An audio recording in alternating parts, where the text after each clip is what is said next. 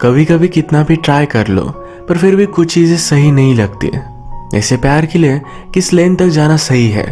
अगर इसके लिए आपको खुद को चेंज होना पड़े तो क्या ये सही हो सकता है? इसी एक थीम को लेकर आज की हमारी मूवी सीजन चेंज आती है। ये 2006 की एक बहुत ही ब्यूटीफुल थाई रोमांटिक मूवी है। अपने आप को डिस्कवर करना, सही या गलत, इस सब के बारे में बहुत सारी चीजें हमें सिखा कर जाती है। अगर आपको वीडियो अच्छा लगता है तो प्लीज इसे लाइक और कमेंट जरूर कर दीजिएगा। Now hold on to your seats, इस सफर का मजा लीजिए। मूवी स्टार्ट होती है और ये विंटर सीजन था। हमारा मेन कैरेक्टर हमसे इंट्रोड्यूस होता है, इसका नाम है पॉम। पॉम जो स्कूल में था तो उसे एक लड़की बहुत पसंद आती थी, इसका नाम था दियो। उसे बहुत टाइम से लाइक तो करता था पर कभी भी उसे अप्रोच नहीं कर पाया। इनकी स्कूल अब खत्म होने वाली है, आगे की स्ट्रीम इन्हें अब डिसाइड करनी पड़ेगी। पॉम को पता चलता है कि दियो का म्यूजिक में बहुत इंटरेस्ट है, वो एक अच्छी सी स्कूल में जाने वाली है। अब क्या था, पॉम ने भी डिसाइड कर लिया कि वो भी वही स्कूल में जाएगा। वो एक्चुअल में 6th क्लास से ड्रमिंग करता है। वो इस न्यू स्कूल में अपने फादर को बिना बताए इस इंटरव्यू में पहुंचा। उससे पूछा जाता है तुम यहाँ पढ़ना क्यों चाहते हो?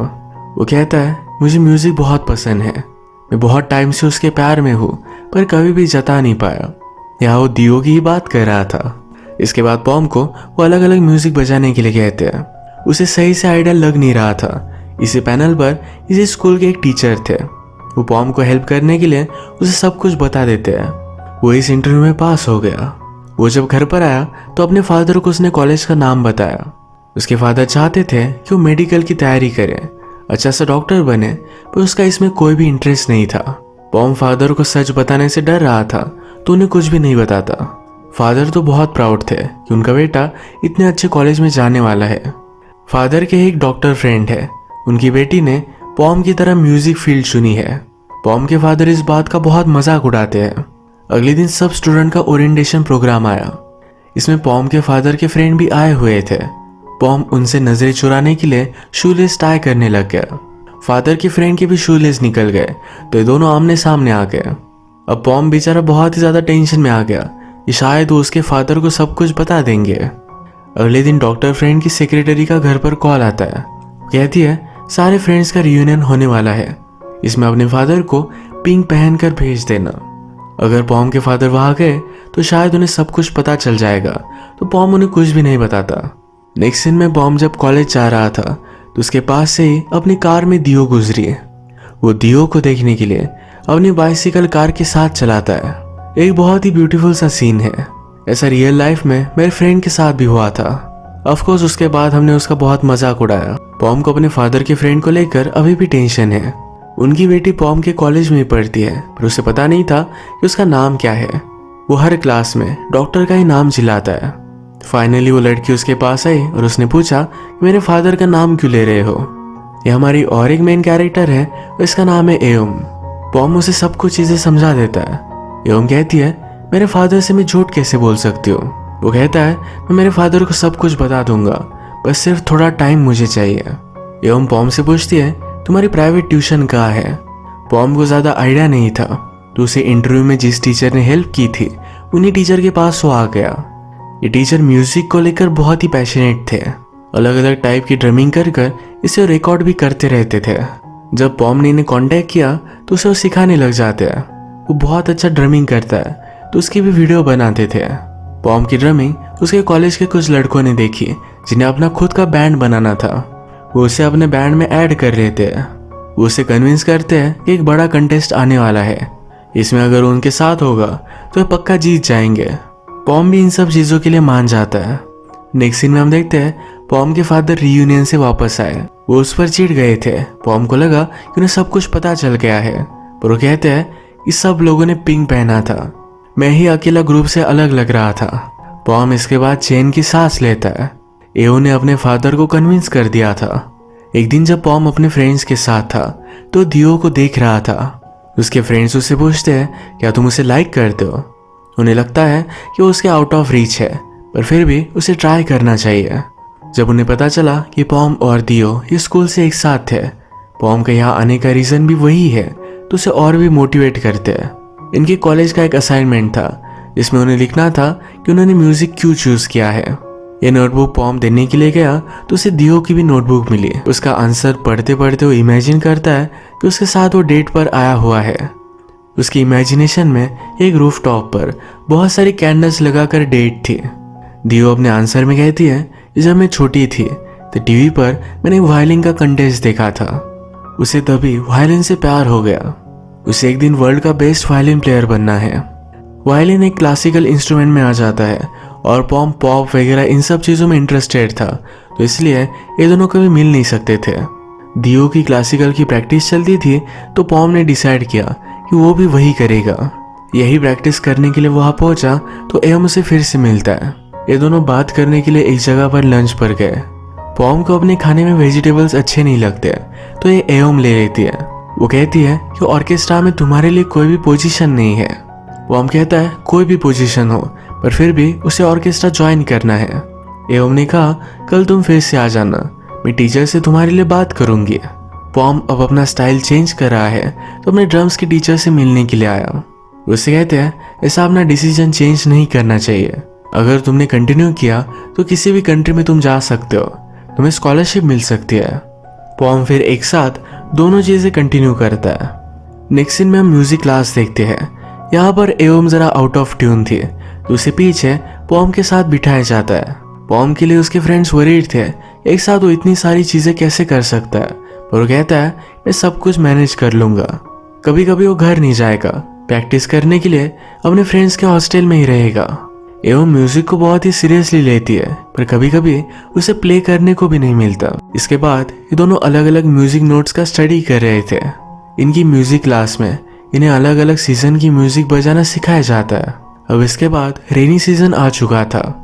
एक दिन बाहर बहुत बारिश गिर रही थी। जिनके पास अम्ब्रेला नहीं वो स्कूल में स्टक थे। पॉम ने नोटिस किया कि दियो भी अंदर ही प्रैक्टिस कर रही है। उसके पास अम्ब्रेला नहीं तो अपनी फ्रेंड की अम्ब्रेला लेकर आता है। ये वो दियो को देना चाहता था पर क्लास के बाहर दियो को ही अम्ब्रेला देने के लिए बहुत सारे लड़के बैठे हुए थे। बेचारा पॉम डिसअपॉइंटेड होकर बाहर आ गया। बाहर उसे एवम मिली। एवम के पास भी अम्ब्रेला नहीं थी तो अपनी अम्ब्रेला उसे दे देता है। वो कहती है तुम्हारे पास एक्स्ट्रा क्यों है। वो कहता है कि मुझे पता था कोई ना कोई तो भूल जाएगा, इसीलिए वो एक्स्ट्रा लेकर आया। एवम को बहुत अच्छा लगा। ये दोनों फिर साथ घर जाते हैं। रात में एवम फैन लगाकर ये अम्ब्रेला सुखा रही थी। अगले दिन जब वे फिर से प्रैक्टिस में मिले तो सॉन्ग के बीच में ही एवम को टॉयलेट आ गया था। पॉम उसे कहता है कि जल्दी से जाकर आओ, मैं मैनेज कर लूंगा।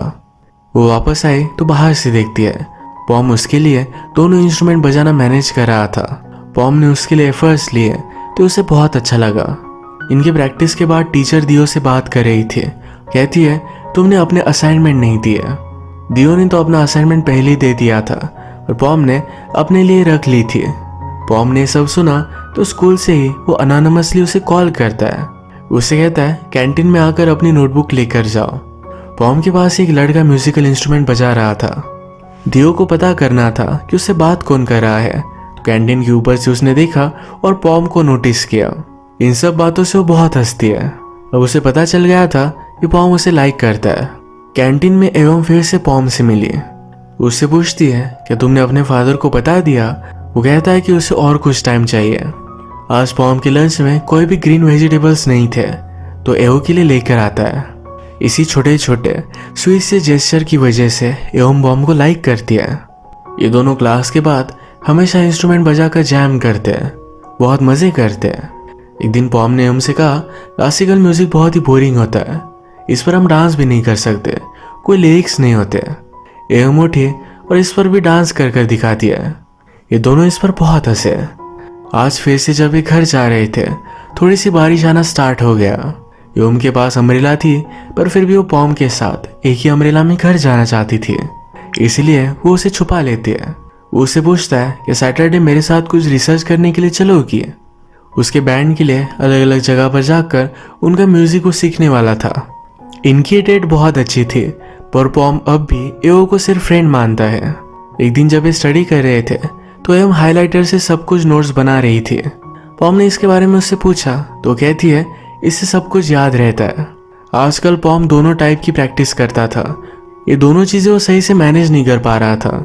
उसने अपने सब प्रॉब्लम्स अपने फ्रेंड्स को बताए, कहा कि अब उनके साथ वो बैंड में नहीं रह सकता। उसके फ्रेंड्स भी ये सब बात समझ लेते हैं। उसके फेयरवेल के लिए उन्होंने हॉस्टल में एक बड़ा सा शो रखा। उसके लोग गाना गाते हैं, पॉम ड्रमिंग करता है। सब लड़के इसमें बहुत एंजॉय करते हैं। इसमें हम देखते हैं कि दियो भी थी। दियो को तो ऑलरेडी पता है कि पॉम उसे लाइक करता है, तो अगले दिन आकर उसने उससे बात की। वो कहती है, तुम तो बहुत अच्छे ड्रमर हो। पॉम को बिलीव नहीं होता कि वो उससे बात कर रही है। उसके हाथ में जो भी स्टिक्स थे ये सारे नीचे गिर गए। वो कहता है कि मैं जब 6th में था तब से प्ले कर रहा हूँ। दियो ने उससे स्कूल के बारे में पूछा तो कहती कि हम दोनों एक ही स्कूल में थे। वो फिर से नर्वस हो गया। उठाई हुई सब स्टिक्स फिर से वो नीचे गिरा देता है। ये दोनों बात करते हैं। पॉम को पता चला कि दियो अपनी हायर एजुकेशन के लिए बुदापेस्ट जाना चाहती है। अब पॉम ने डिसाइड किया कि वो भी वही जाएगा। उसके टीचर ने उसे कहा था कि अगर उसने ड्रमिंग अच्छे से की तो उसे भी स्कॉलरशिप में कहीं भी जाने के लिए मिल सकता है। बुदापेस्ट जाने के बारे में अपने टीचर से वो बात करता है। उसके टीचर भी उसके लिए बहुत ही एक्साइटेड थे। एक जगह पर उसे डिनर के लिए लेकर आए थे। पॉम ने अपने टीचर से पूछा कि आप यहाँ थाईलैंड में क्यों रह रहे हो। टीचर बहुत ही टैलेंटेड थे। टीचर कहते हैं, मुझे यहाँ रहना अच्छा लगता है। इसके पीछे और कोई भी रीज़न नहीं था। इसके बाद टीचर ने पॉम की बहुत अच्छे से प्रैक्टिस ली। ड्रमिंग की अलग अलग टेक्निक उसे सिखाई। पॉम की दियो के साथ भी बात आगे बढ़ रही थी। उसके साथ वो हैंग आउट करता था, ये गेम्स प्ले करते थे। एक दिन जब वे दोनों मिलकर स्टडी कर रहे थे तो दियो ने नोटिस किया कि पॉम हाईलाइट से अपने नोट्स बना रहा है। वो उसे इसके बारे में पूछती है तो पॉम कहता है, इसे जल्दी सब चीज़ें याद रहती है। पॉम को एओ ने जो मार्कर दिया था यही मार्कर वो दियो को दे देता है। अगले दिन प्रैक्टिस पर एओ ने यह बात नोटिस की। उसे बहुत बुरा लगा। पॉम अपनी ड्रमिंग पर कॉन्सेंट्रेट कर पाए। सुबह जल्दी उठे, इसलिए एओम भी जल्दी उठकर हर रोज उसे कॉल करती है। एक दिन इनके सब क्लासमेट सब लोगों की फोटो देख रहे थे। इसमें उन्होंने नोटिस किया कि दियो का क्लास तो अलग है पर फिर भी वो पॉम के साथ है। इन दोनों के बारे में सबको पता चल गया था। पॉम को इस कन्फर्मेशन से और भी बुरा लगा। वो उससे पूछती है, क्या तुम्हें सचमुच वहां जाना है। पॉम हाँ कहता है। एक दिन पॉम के फादर से मिलने के लिए एओ और उसके फादर आए हुए थे। जाते वक्त एओ के फादर पॉम से कहते हैं, तुम्हें अपने फादर को सब कुछ बता देना चाहिए। न्यू ईयर की नाइट पर पॉम अपने फादर से पूछता है कि आपको एक ग्रोसरी शॉप चलाना अच्छा लगता है। पॉम के फादर कहते हैं, फाइनेंशियली फिर मैं दूसरा क्या करूँगा। अगर मुझे अच्छा नहीं लगता तो इतने साल में क्यों करता। अगली सुबह पॉम के फादर को स्कॉलरशिप के फॉर्म के लिए उसके टीचर का कॉल आया। फादर को सब कुछ पता चल गया। इसके बाद पॉम के फादर उससे कुछ भी बात नहीं करते। पॉम को ऐसा बहुत ही अनकंफर्टेबल लगा। वो अपने फ्रेंड्स के साथ रहने के लिए हॉस्टल में चला गया। पॉम को लगता है कि उसके फादर को एओम ने ही सब कुछ बता दिया। उससे बात करना भी बंद कर देता है। एक दिन जब पॉम दियो के साथ लंच कर रहा था तो दियो उसे ग्रीन वेजिटेबल्स देती है। पॉम को अच्छे नहीं लगते फिर भी उसके लिए वो खा लेता है। ये सारी चीज़ एओम ने नोटिस की थी। अपनी म्यूजिक रिहर्सल में वो बहुत ही ज़्यादा छिड़ गई। उसने इंस्ट्रूमेंट फेंक दिए और वहाँ से गुस्से में चली गई। पॉम उसके पीछे पीछे आता है। वो पूछता है कि तुमने ऐसा क्यों किया। वो कहती है, तुम्हें क्या फ़र्क पड़ता है। मुझे लगा था कि तुम्हें म्यूज़िक अच्छा लगता है पर यहाँ सिर्फ तुम एक लड़की के लिए आए हो। तुम उसे पा सको इसलिए तुमने मुझे मेरे फादर से झूठ बोलने के लिए कहा, मुझे मैनिपुलेट किया। पॉम कहता है, क्या इसी वजह से तुमने मेरे फादर को सब कुछ बता दिया। इन दोनों में बहुत झगड़ा हो गया था। अब जब वे प्रैक्टिस पर मिलते हैं तो हम पॉम से कुछ भी बात नहीं करते। पॉम को भी ज़रा बुरा लगता है। अब थोड़े दिन गुजर चुके हैं। वो घर पर नहीं गया। अपनी स्कॉलरशिप के फॉर्म पर साइन लेने के लिए अपने फादर के पास आया। उसे पता था कि उसका डिसीजन उसके फादर एक्सेप्ट नहीं करेंगे। वैसे ही वहाँ से चला जाता है। उसने खुद साइन कर अपने टीचर को फॉर्म दे दिया। टीचर को पता चल गया। कहते हैं, अगर तुम खुद साइन करने वाले थे तो इतना लेट क्यों किया। पॉम कहता है, मेरे फादर को इस बारे में कुछ भी पता नहीं है। मैं यहाँ स्टडी करता हूँ, ये भी उन्हें पता नहीं था। टीचर कहते हैं, उस दिन तो हमने बहुत सारी बातें की। पॉम को बुरा लगा कि उसने एओम पर शक लिया। आज पॉम की टीचर जाकर एओम के फादर से बात करते हैं। उन्हें कहते हैं कि पॉम एक बहुत ही अच्छा प्लेयर है, वो म्यूजिक में अच्छा करियर कर सकता है। टीचर के जाने के बाद पॉम की मदर भी उसे सपोर्ट करती है। पॉम के फादर से उसने बात की। उनसे कहा कि आप हमेशा उसे रिस्ट्रिक्टेड नहीं रख सकते। जो उसे चीज़ करनी है उसे करनी देनी चाहिए। टीचर ने पॉम से कुछ ऐसा ही कहा था, जो चीज़ पॉम को अच्छी लगती है उसे पूरी लाइफ में साथ देगी। उसके फादर हमेशा उसके साथ नहीं रहेंगे। पॉम के फादर फिर एओ के फादर को कॉल लगाते हैं। उनसे पूछा कि तुमने अपनी बेटी को इस तरह से म्यूजिक स्कूल में क्यों जाने दिया? शायद उसे जॉब भी नहीं मिलेगा, ये बहुत ही रिस्की है। एओ के फादर उन्हें समझाते हैं कि लाइफ में हर बात में रिस्क है। अगर वो डॉक्टर बनता तो ये भी रिस्की ही होता। हर कोई तुम्हारी तरह ग्रोसरी शॉप चलाकर उसे सक्सेसफुल नहीं कर सकता, इसमें भी रिस्क होता है। इस बात पर पॉम के फादर ने सोचा और वो पॉम को सपोर्ट करने के लिए मान जाते हैं। पॉम भी इस बात से बहुत खुश था। इसके बाद अपनी स्कॉलरशिप की इंटरव्यू के लिए पॉम ने बहुत सारी मेहनत की। इस इंटरव्यू में उसने बहुत अच्छे से परफॉर्म किया। पॉम के बाद एओम परफॉर्म करती है, यहाँ भी उसने पॉम को इग्नोर कर दिया। वो जब प्ले कर रही थी, एओम बहुत ही हार्ट ब्रोकन थी, तो इसी वजह से सही से प्ले नहीं कर पाती। पॉम ये सारी चीज़ें नोटिस करता है। उसने एओम और दियो इन दोनों के बारे में बहुत सोचा। बाद में इनकी इंटरव्यू का रिजल्ट आया और पॉम सिलेक्ट हो चुका है। उसके फ्रेंड कहते हैं तुम्हें एक बहुत बड़ी अपॉर्चुनिटी मिली। यही अपॉर्चुनिटी बहुत सारे स्टूडेंट चाहते थे। तुम जाओ और बहुत अच्छी मेहनत करो। अब नेक्स्ट सीन में हम देखते हैं इनके स्कूल में एक कंसर्ट था। पॉम ने अपने पेरेंट्स को इसमें इनवाइट किया। फर्स्ट टाइम वो पॉम को परफॉर्म करते देखेंगे तो बहुत प्राउड महसूस हो रहा था। परफॉर्म करने से पहले पॉम ज़रा नर्वस है। दियो से पूछती है तुम्हें वेजिटेबल्स अच्छे नहीं लगते थे, तुमने मुझे बताया क्यों नहीं? पॉम सिर्फ इस पर हंस देता है। इनका कंसर्ट बहुत अच्छे से हुआ। इसके बाद स्कॉलरशिप के स्टूडेंट्स अनाउंस किए जाते हैं। इसमें हमें पता चलता है पॉम ने अपने स्कॉलरशिप का सीट किसी और को दे दिया। उसने रियलाइज किया था कि उसे यही रहना अच्छा लगता है। एओम को इस तरह से हर्ट होता देखना उसे अच्छा नहीं लगा था। अगर वो दियो के साथ बुढ़ापे जाता तो सारी उसकी लाइफ डिस्टर्ब हो जाती। अपने पेरेंट्स, टीचर और एओम के साथ रहना उसे अच्छा लगता है, तो उसने डिसाइड किया कि वो यही रहेगा। पॉम को सिर्फ दियो पर क्रश था, पर एक्चुअल में उसे प्यार एओम करती है। वो उसे खो नहीं सकता। मूवी के लास्ट सीन में पॉम एओम के साथ प्ले करते हुए मजे में दिखाया जाता है। वो इसी लाइफ में खुश है। इसी के साथ ही मूवी एंड हो जाती है। अगर आपको वीडियो अच्छा लगा तो प्लीज़ इस वीडियो को लाइक कर दीजिएगा। ये बहुत सारी मूवीज़ लेकर आते रहता हो, तो प्लीज़ चैनल को सब्सक्राइब कर दीजिए और बेल नोटिफिकेशन आइकॉन दबाना मत भूलिएगा। फिर से मिलेंगे और एक नई मूवी के साथ। तब तक के लिए थैंक यू और आप अपने आप का ख्याल रखिए।